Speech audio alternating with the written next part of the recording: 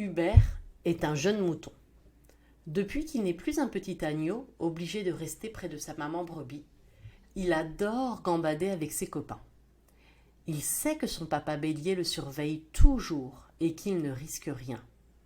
En plus, pour l'instant, c'est encore le printemps.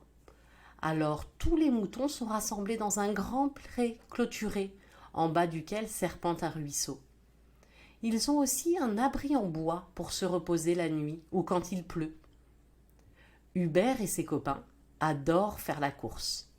Ils doivent partir du ruisseau et courir le plus vite possible jusqu'à l'abri. Le premier arrivé gagne.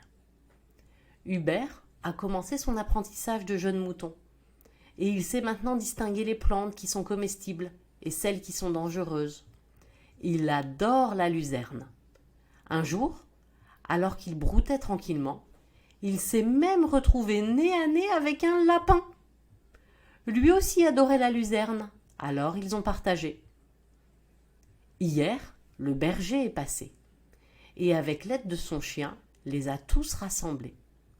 Le berger les a comptés, et a marqué ce qui ne l'était pas encore.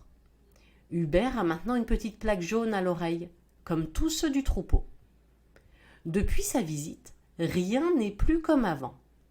Les adultes ne parlent plus que d'une chose, la transhumance.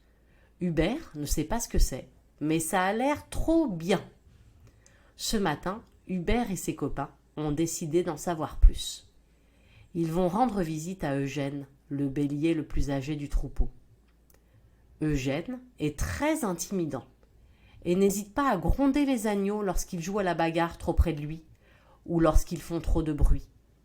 Certains le surnomment même Eugène le grincheux. Mais Eugène peut parfois être aussi un merveilleux conteur. Hubert et ses copains préparent leur visite en cueillant des pissenlits. Chacun apporte un beau bouquet de feuilles bien tendres à Eugène.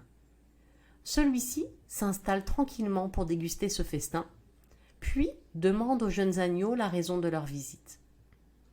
Hubert, qui est de loin le plus curieux, s'empresse de répondre qu'ils veulent tout savoir sur la transhumance.